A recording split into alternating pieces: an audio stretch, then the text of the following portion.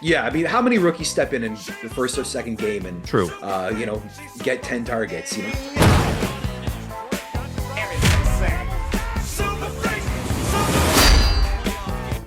Welcome to another edition of Fantasy Football Freaks. I'm Jason, he's Vaz, and we've got our special guest Eric with us today as well, because we're going to give you a rookie mock draft post NFL draft, so we know where all the rookies have landed on the respective teams, and we want to get a feel as to where people are going to end up getting drafted before you do your rookie drafts. Vaz has already given out his rankings for top 36 rookies, but that's what he believes, right? Sometimes, his opinions are going to be too high or too low on general consensus. So because of that, having 3 or more people involved in a mock draft, you can get a better idea of what a community might do for your upcoming rookie drafts. So let's get right to it. Vaz, here we go. We get some more opinions. And Eric, thank you for joining us today once again. You've been part of previous videos. Anything you want to say before we get started? Yeah, thanks for having me on again, guys.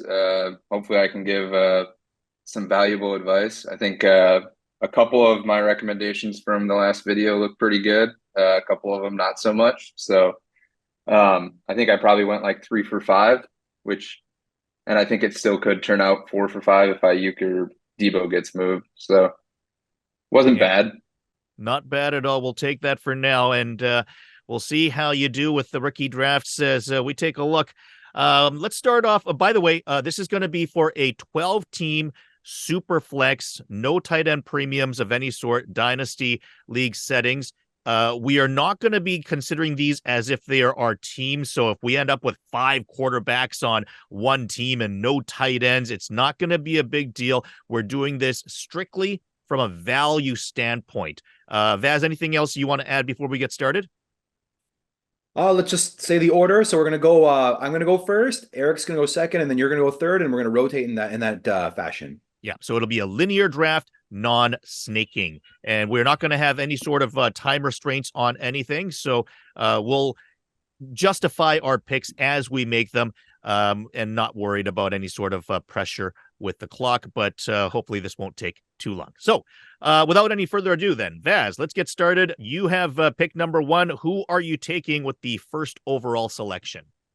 All right. So if we're in a 12-team Superflex league, or even a 14-team, like if it's greater than 12, I'm going to take Caleb Williams, I think, here at 1. I'll consider Marvin Harrison if my team is loaded at quarterback, but if it's not, I'm going Caleb Williams here. For me, he's, like a mid-first round startup pick at this point. And Marvin Harrison is probably like a late first round startup pick, but quarterbacks are the most important position, and Caleb's walking into an excellent situation with 3 number 1 receivers on his team. He's not going to be asked to do a lot, and I think he could do a lot if he were asked to do a lot, but he's not going to be in that role. So, I think his value will remain steady, even if he doesn't perform immediately because of the capital, because of the landing spot. But I expect him to perform out of the gate. And to be honest, I think right now, if in a startup, I'd probably be taking him 4th or 5th overall. Like I have him in the same tier as guys like Lamar Jackson, Joe Burrow, just behind the big 3 in Allen, Mahomes, and CJ Stroud. I'd be willing to take him as high as 4th overall in a startup. So yeah, at 1 overall in a rookie draft, I'm going Caleb Williams. All right, the pick is in. Picking second will be Eric. Who do you want, or anything that you wanted to add on Williams at all? Yeah, I mean, that does surprise me a bit just because like the whole offseason you've been saying 12 team, you would take Marvin 101. But I mean, I agree with you. I've been saying Caleb 101 regardless of format. And once they drafted Odunze, it's like unquestioned for me. So at 2 here, I mean, I still think this is a pretty easy pick for me. It's Marvin Harrison Jr. Like he goes to the absolute dream situation in Arizona. There's no direct wide receiver 1 there, so he immediately steps in to lead the team target share. He's probably going to see a 25% target share, upwards of 140 to 150 targets from a quarterback with a great deep ball. He runs all the best routes. Like it's a slam dunk pick here for me, even as super flex. Okay, and that takes me to the third pick. First two picks, I have no problems with them. I've said before in previous mock drafts that I had Jaden Daniels ranked ahead of Caleb Williams, and that was before the NFL draft. But knowing now that Odunze has been drafted by the Bears as well, to me, like Caleb and Daniels are the same. Like I really would take either or, and I wouldn't feel bad about getting the other. I would have Marvin Harrison Jr. As my number one personally, but right after that, I would have Caleb and Daniels. So indeed, I am taking Jaden Daniels with the third overall pick. The rushing ability for me, the floor is so high on that I can't ignore it, and that's the biggest reason on why I like him. And he's just, he's the reigning Heisman winner. He's shown that he can pass as well. And people say that he's basically Lamar, except a better passer at this point of when they came out together. So that is pick three. Vaz, you're on the clock. Yeah, I like the Daniels pick. I'm not as certain as you are that he's a great passer by any means, but he had great weapons in college. But the thing is, he's drafted second overall, so he's going to have plenty of runway to make mistakes and whatnot. I think he's going to have plenty of opportunity to make mistakes, and like you said, he's got the rushing upside, so I do like the pick at three. That makes it really easy for me at four. My choice is between probably two guys in Neighbors and Rome, but I'll go with Neighbors, who I have ranked Ooh. higher from like a. Why, Eric? Oh, I thought you were going to say Rome for a second. It'd be Sorry, I nice didn't mean to cut to you off.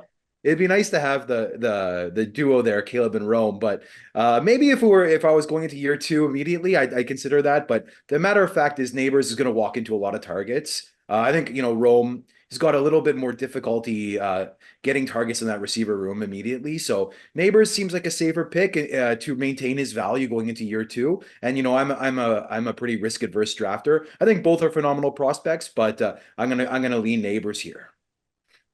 Okay. I can't disagree with that at all. That's who I have next on my depth chart as well. Pick number 5 is to you, Eric.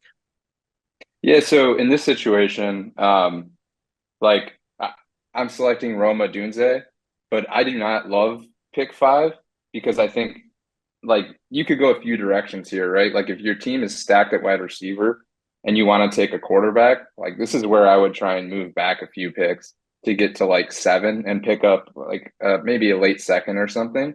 But in terms of value, I still think Rome, like he's the ninth overall pick. He's tied to an elite quarterback.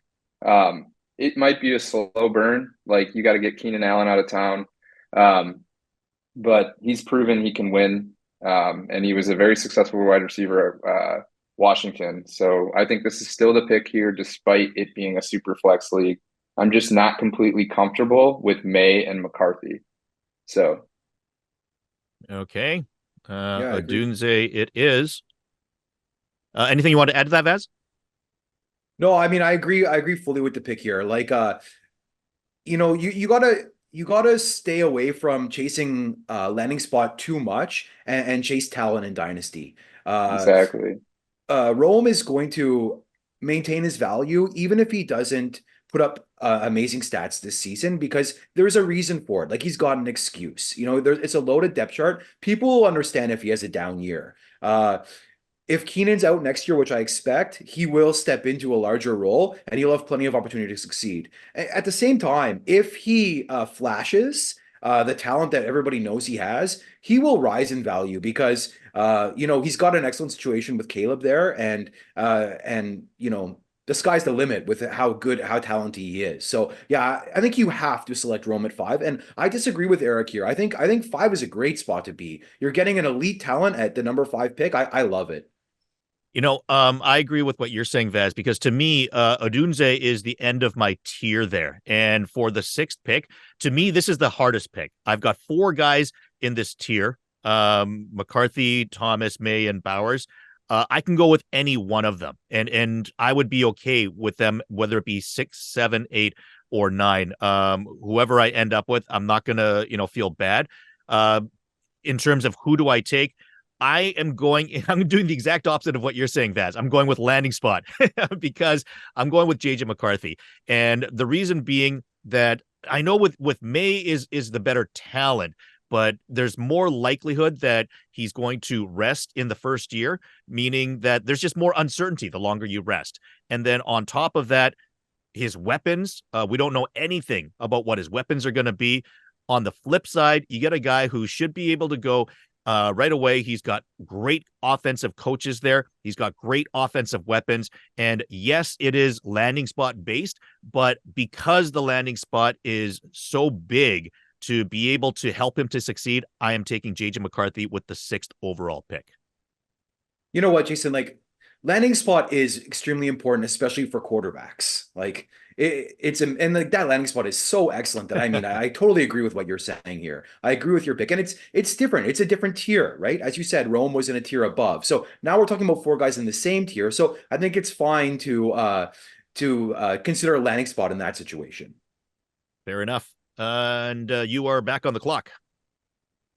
Oh, okay. So this is a pick here where I will be probably considering either Drake May or probably Brock Bowers if it's a tight end premium, but we're not doing a tight end premium league here. So I think I will be taking Drake May for the upside here at quarterback, even though I really love Brock Bowers as a talent. So like if my team was good at quarterback, I might consider Brock Bowers here.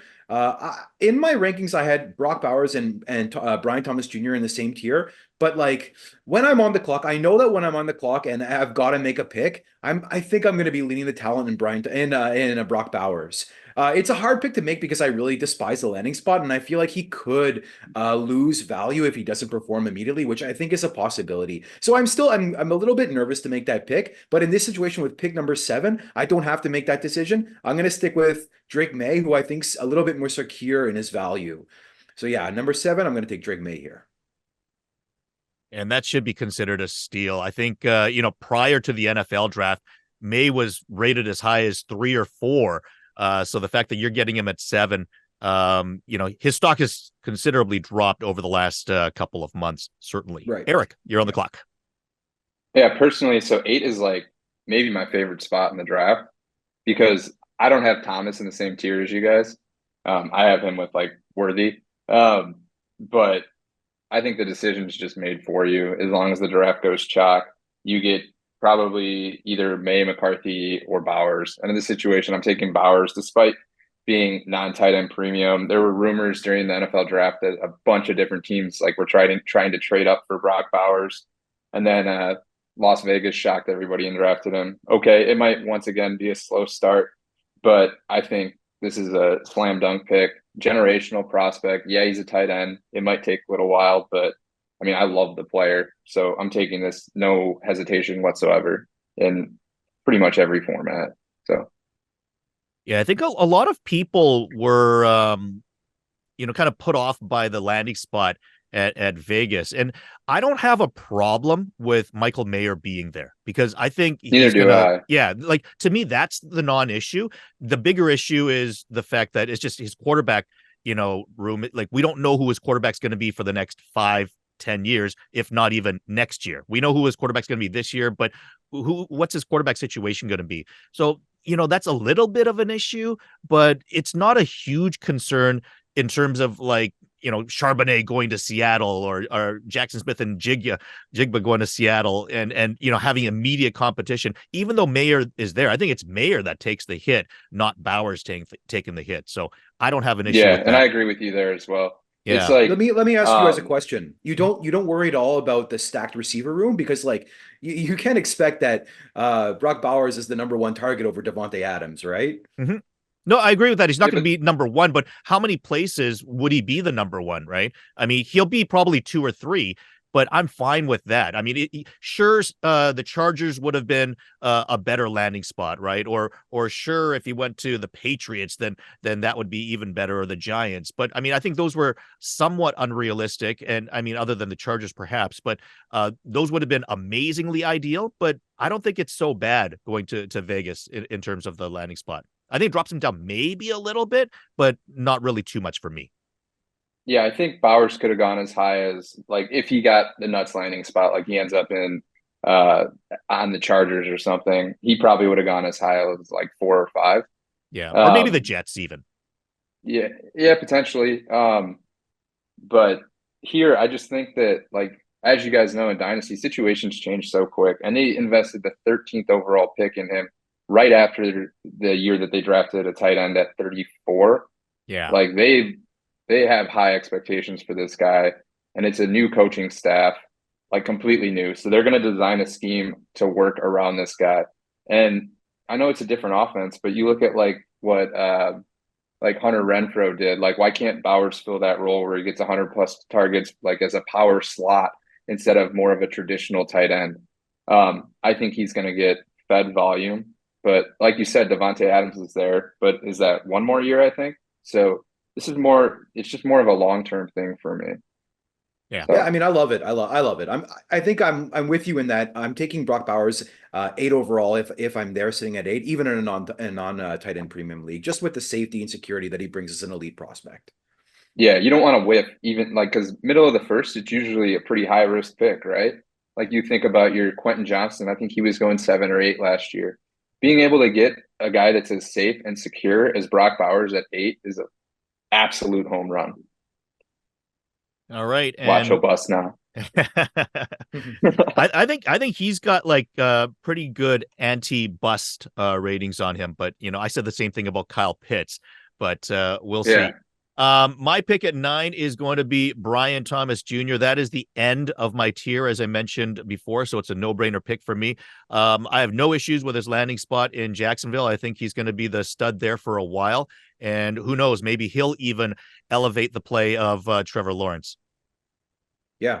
Vaz, back to Like you. Eric said, Mhm. Eric said about pick 8, I think pick 9 is even easier. Like Yeah. pick 9 is going to be Bowers of Brian Thomas Jr. I think in almost every draft. So I think that's an easy pick. So 10 I think gets a little bit more difficult. If I'm here at 10, I'm going to take Lad McConkey, but I'm looking to trade back if possible. There's probably there's definitely 3 guys I'd be happy with at 10. So if I can move back a couple spots and and grab Jonathan Brooks or grab Xavier Worthy, that's what I'm going to do. But if I'm stuck here at 10, I'm going to take Lad McConkey. Even though I did have Xavier Worthy rated higher as a prospect, for me, Lad McConkey's landing spot is excellent. He's going to walk into so many targets, probably 20-25% target share immediately. I think he's the only receiver that they have that gets open with ease, and he's got some like great yak ability. He catches everything thrown his way. So I think it's a pretty I'm comfortable taking. I want shares of Lad McConkey. So if I have to take him at 10, so be it.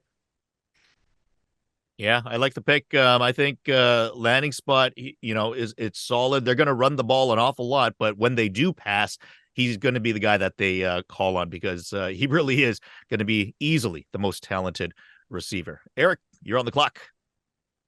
Yeah, this is a tough spot for me as well. But as you guys know, I love Xavier Worthy, so I have him in the same tier as Brian Thomas and a tier ahead of Lad McConkey. Like it's close, but I like the first round capital, and I like what Andy Reid does with speed and elite playmakers. I think they're going to figure out ways to get this guy involved in more than just like deep bombs, like end around stuff like that Tyreek would do. I'm not saying he's the next Tyreek or anything, but this guy, he produced all 3 years at Texas. And I mean, he runs some of the cleanest whip routes like I've ever seen. And I think he's going to be a great outlet for Patrick Mahomes. And you got Hollywood Brown there for a year, but after that, it's like it's wide open for Worthy. So I'm really happy with this selection.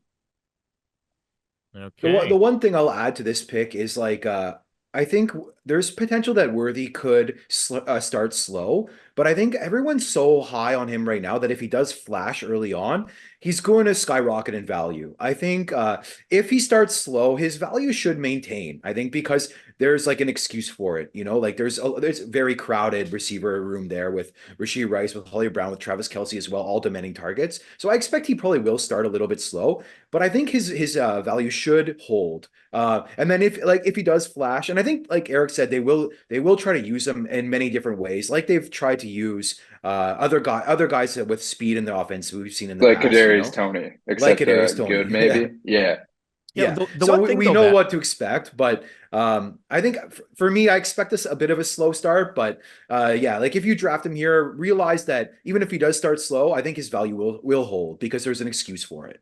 the one thing though, Vaz, is you got to remember that Rashee Rice might be suspended for the first 2, 4, 5 games, right? Like, do you think that might play Yeah. a factor into him getting more opportunity? Because if Rice is out, that's could be more targets for everyone else, right? Including Worthy.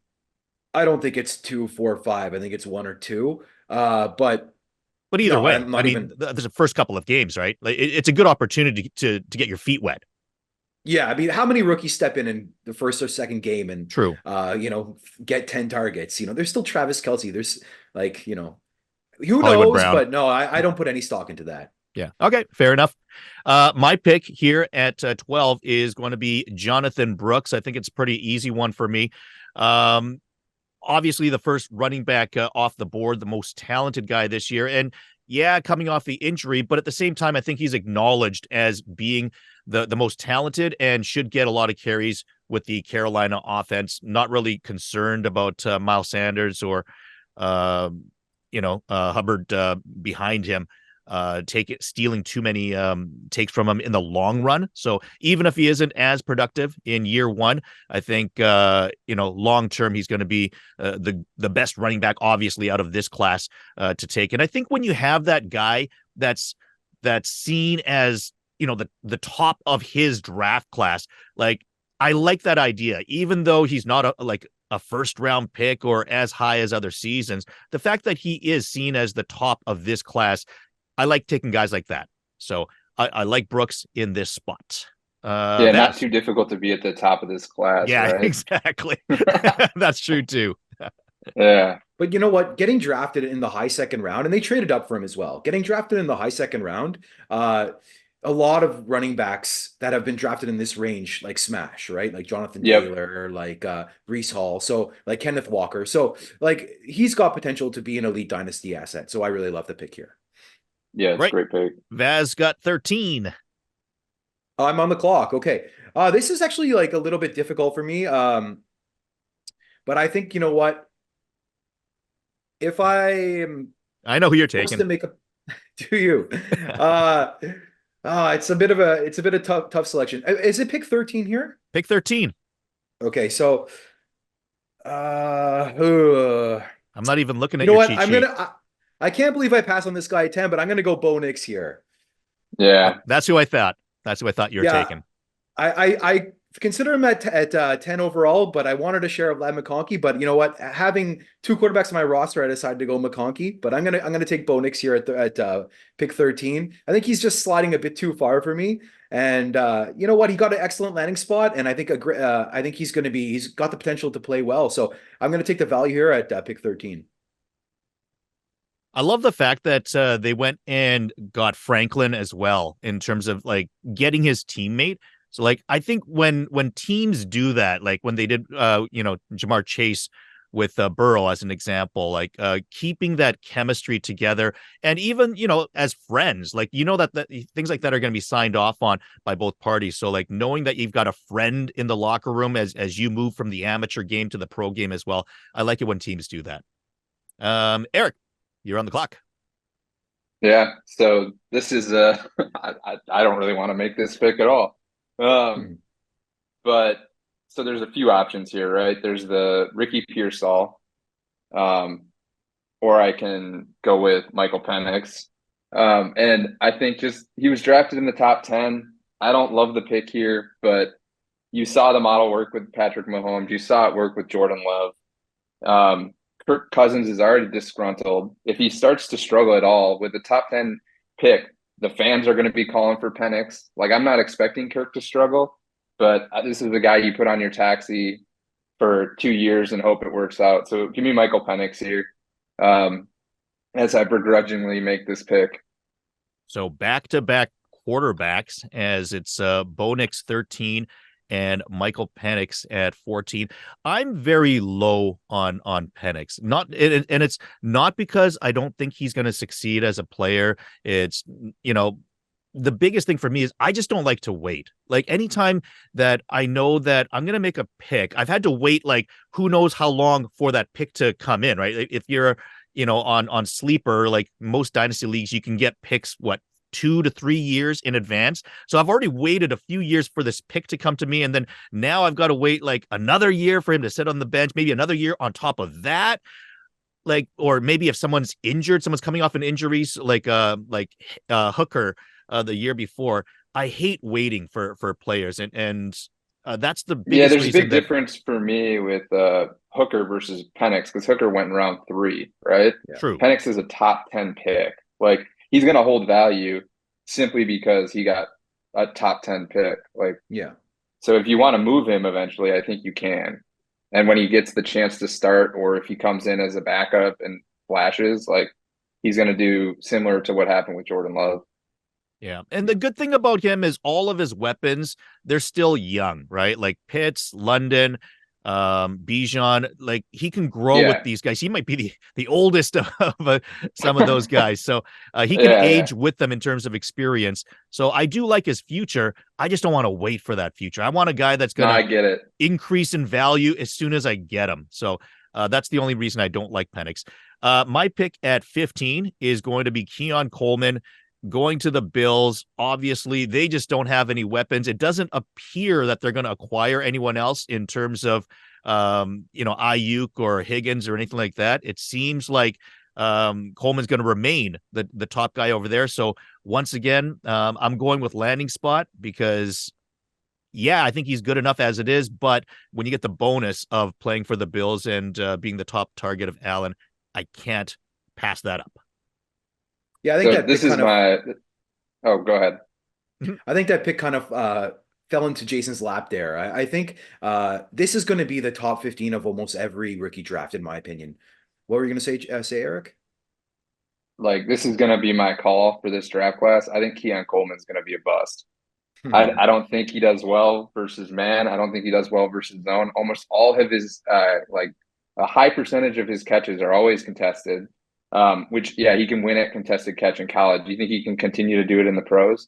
I think he was more fit to come in as like a power slot role versus like a bona fide X receiver. He doesn't run crisp enough routes. His hips are stiff. Like everybody loves the Buffalo landing spot. I think it would have been better for him to go somewhere where he could come out of the slot. I think this is like a potential Treylon Burks situation in Tennessee where they try and force like a square into a square peg into a round hole. So I might be wrong, but I like the value here. Yeah. Yeah, I like the value here as well. I like Keon Coleman a lot more than you do, Eric. I know you're like you chase the route runners, the separators. I know that. I do as well. And I know what you're saying. There is bust potential, absolutely. More so than like a Ladd McConkey or an Xavier Worthy because he doesn't separate. Yeah. I think you can't pass on him at 15. The landing spot, the draft capital is just too good. But yeah, I like pushing him down to this spot because there is some risk. But I think there's like less bust potential than there was with QJ. I think he's a better player than that. Well, he's going to get a lot more targets, though, right? Like if you're comparing him with Johnston, I mean, Johnson went to the Chargers as like their third option, whereas Coleman's going to Buffalo and expected to be their first option. Like he should easily get targets are earned, right? Yeah, they are. So if he's good, he'll get targets. Exactly. Like the opportunities for targets are going to be there for him, and that's the biggest thing. And those targets are coming from a good quarterback. So that's what sure. My opinion on the pick is he's more of a Gabe Davis replacement than a Stephon Diggs replacement. Sure. So I'm not sure he's going to get a ton of targets. I think he's going to be like for the Bills, he's going to be a field stretcher and he's going to open up the offense for the guys in the middle. Kind of like George Pickens. Kincaid. Exactly. So I think it's from like an NFL perspective, it might be a great pick, but I'm not sure it's that for fantasy. Anyhow, let's move on. Let's get to pick 16. I'm on the clock. I want to make my pick. For me, it's a really easy pick. I'm taking Trey Benson, who I have in his own tier here. I think, There's only two running backs I'm looking to draft high in this draft, and Benson is the second one. I love the landing spot. I think the Arizona Cardinals are going to be an ascending offense with Marvin Harrison and a healthy Kyler Murray. And I think we might have to wait, a year or less potentially. But I think when he eventually wins the job, he's going to hold on to it because he is an elite prospect, not elite, but he's a very good prospect at running back, and he's got the potential to handle all three downs. So I like the pick here at 16. For me, there's a clear top 15, and this is the very easy pick at 16. Yeah, I think Benson's a clear top 2 running back, and landing spot. We know that Connor, might still be the starter this season, but after this year, it's open roads for Benson in Arizona, and probably by then a much improved team as well. Eric, you're on the clock. Yeah, this is an easy one for me. I guess there's technically two guys here, but I still think something's happening in San Francisco, and I love Ricky Pearsall. I think he's got some of the best hands in the class, and he's one of those guys that Vaz talked about that I love. He runs great routes. If he has to sit a year behind, like as or I guess fourth or fifth option in that San Francisco offense, so be it. But I do think there's going to be something that comes out of San Francisco before the season starts. So Ricky Pearsall, easy pick for me. First round draft capital, lands in San Francisco with a genius head coach that knows how to scheme guys open.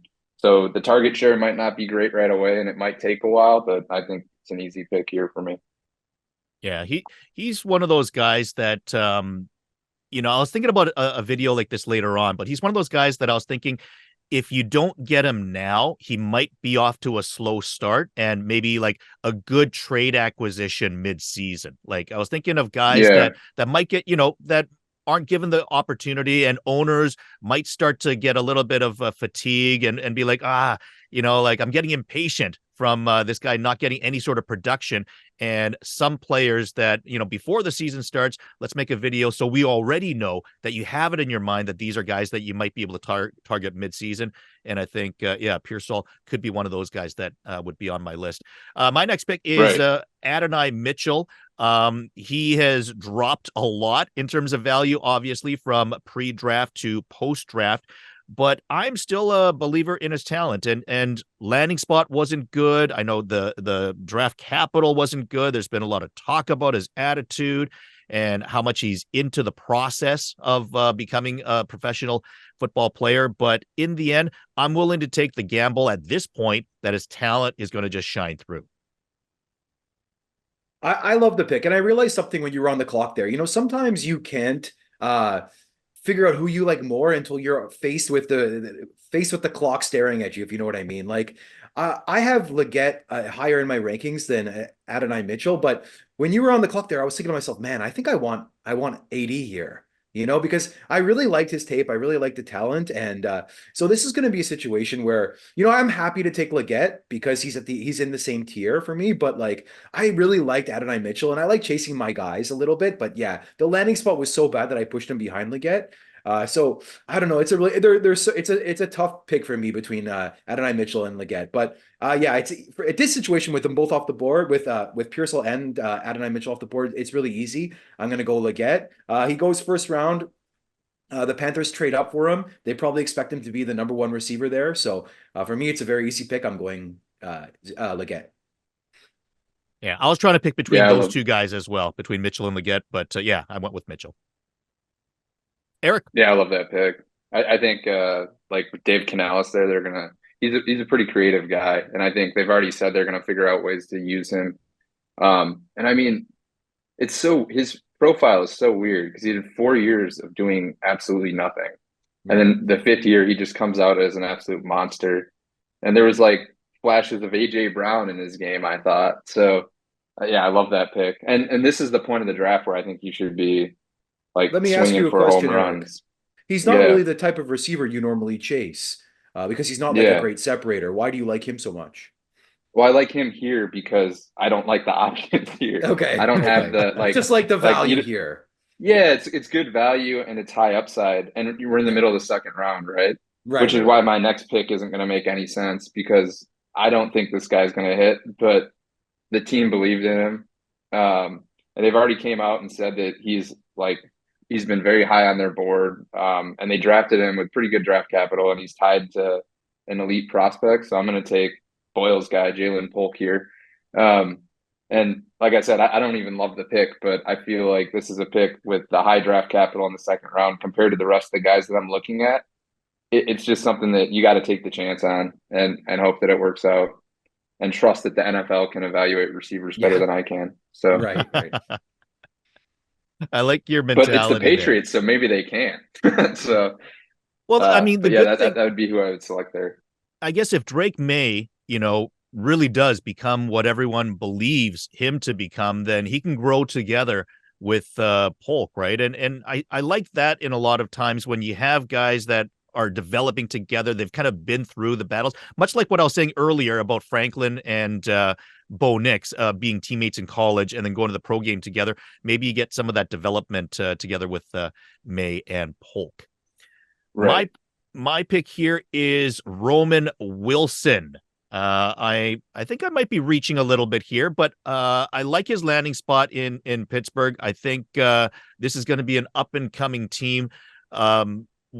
My biggest problem is I don't know who his quarterback is going to be next year and beyond. I'm okay with Wilson being his passer for now, but what's going to happen after that? That's probably my biggest question mark, but I think they'll find a way to get a quarterback there. Who knows? Maybe it becomes Kirk Cousins even. Yeah. Who Maybe. knows? Now, I can't do it for you. The inches we need are everywhere around us. What are you gonna do? Like!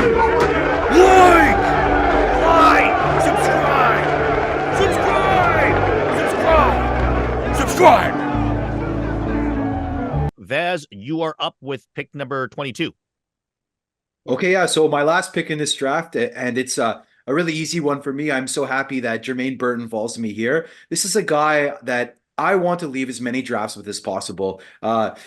He's one of my guys. I love him to death, and I liked his tape more than several guys who went ahead of him in the NFL draft. You know, guys like Ricky Pearsall, Xavier Legette, Jalen Polk, Malachi Corley. I just loved his tape. So Keon Coleman even. So I see a guy who's got the ability to separate, the ability to win deep. He's got great athleticism, got great hands. He's good after the catch. I love this guy, and I think he landed in a really phenomenal spot too for the long term. He's got Joe Burrow as his quarterback, and he's got T Higgins who wants out. So I think it might take a little while. He might have to wait till T is gone, but he's got the ability to step into the number 2 role, and I expect him to flash and show the coaching staff that he can do that. You know, as long as he does keep his head on his shoulders. So I'm very happy to draft him here, and hopefully I'll get him in real fantasy drafts as well. Yeah, I've got him listed as my number 22 guy as well. So you took him exactly where he was on my list. Eric, you're up for your final pick. Yeah, I like that pick a lot. That's actually who I was wrestling with. I knew it wouldn't fall to me, but it's just Jalen Polk went 37. They must know something we don't, but probably not. So with my last pick, I'm going to take this is going to be kind of a surprise because he went on the 4th day. But something interesting happened when Miami drafted Jalen Wright that makes me view him as a day 2 guy, not a day 3 guy. They traded a 25 third to come up for him and draft him in the 4th round. So I view like Raheem Mostert's got 1 year at most left. So I think he's going to step into that role. Miami loves pure hot speed, and that's what he's got. So I think he's a great fit. Achane and Mostert have both shown to be very fragile. So there is a slight chance that we could see this guy do something as soon as this year. So give me all the pieces of Miami I can get always. So yeah, that's my pick, and I'm pretty happy with it, even though it might be a slight reach. All right, Jalen Wright at 23. He is 25 on my list. Any thoughts on the pick, Vaz? Oh, I love the talent. He was my 3rd ranked running back before the NFL draft. So yeah, I had him above Blake Corum. He slipped to the 4th round. So I think like it is a little bit of a risky pick because, you know, draft capital is really important for running backs. But it is a crowded depth chart as well, like, and then the thing that worries me a little bit is he doesn't run that well between the tackles from what I've seen in his tape. Like he's a guy that makes guys miss to the outside. He's good in open space. He's fast. He gets to the corner easily, but I don't see that ability to like get the hard yards. A physical running back. So I wonder that like maybe they could even bring another guy in next year to fill in that role. So it was a bit of a curious pick in my mind when they made it, but like Eric said, they gave up a future third to grab him, so they liked him a lot, and I'm not surprised because you know what they've built a track team there, so they've added to that with this pick. So I get it from that perspective, but yeah, I like the talent, so I'm okay with it here. All right, Yep. and then yeah, go ahead, Eric. Yeah, no, I like the biggest thing for me is that they just gave up a day 2 pick in the following year. So I kind of throw out the 4th round pick and view him as a third in my mind. Sure, yeah, for But draft maybe that's capital. wrong. We'll find out soon enough. My last pick of this draft is going to be Troy Franklin at 24. He dropped big time in the draft, but like I said before, I like the fact that he's going to his old college teammate playing with Bo Nix in Denver. And in terms of competition, I don't think he has too much competition for receptions in Denver for the talent around him. He's got a good offensive mind with Sean Payton there. And I think he's got as high a ceiling as anyone. So based on his landing spot, the competition for playing time and targets, and his old college teammate being his quarterback, I like Franklin, and that is the line where it stops for me, as to not let him go any lower than he's already dropped. Mm-hmm. Just like the draft itself. Yeah, I like the pick. You're at this stage in the draft, it's okay to miss. You're swinging for home runs, and I think that's what that pick is. So I really like it. Eric, Yeah, I mean the guy had 1,400 yards in college in one season. Like he can produce, and he's got his old quarterback. It would be a tough decision there for me with the Washington tight end and Troy Franklin. That's kind of where the line goes for me. I probably would have taken Sanat, to be honest. Okay, actually, my next question was going to be for both of you guys. Anyone that you expected that should be in the top 24 that were not selected? You mentioned Sanat. Vaz, anyone for you? I mean, I would have taken Troy Franklin there as well, so I can't say that there's anyone that slipped too far. Maybe Blake Corum. He's got the 3rd round draft capital, and then he's the clear handcuff there for the Rams. So I think I like Blake Corum around this range, but I think I take Troy Franklin above him as well. So he probably falls to the next pick too. If I were to make the first pick in round 3, it's probably going to be Blake Corum. Yeah, I think one more for me. Yeah, Corum was the next sorry. guy on my list. I was just going to say Corum was the next guy on my list as well. Eric, go ahead. Yeah, the other guy for me would be Marshawn Lloyd. Jacobs' contract is really weird, and if he doesn't smash in Green Bay, like they could move on. And I think he could be a potential 3-down back for them. So it's another slow burn, but I like Marshawn Lloyd quite a bit. So that'd be the only other guy that Dillon I there really as well. would consider. Or you're an AJ Dillon hater, right? Well, I was a fan, but yeah, I hate him now. Typical Bears fan. No, Yeah. they've already shown that they don't care for him. They released him and then brought him back when they had no other options, when they missed on other guys. Yeah. Like he's had a chance to perform and he hasn't. But you know what? Lloyd was a 4th round pick, so don't put like too much stock into those 4th round picks. They can be easily replaced as well. He's got a shot, as Eric said, but he could totally like miss as well. So, but I mean, in round 3, it's worth taking shots on these guys. Yeah, certainly dart throws from here on in. Anyways, Eric, once again, we want to thank you for joining us and providing some insight to our mock draft. Certainly, we hope that you will join us again for future episodes as well. Hope you had a good time. Yeah, it was a blast. Thanks for having me on, guys. Excellent. Yeah, thanks for coming.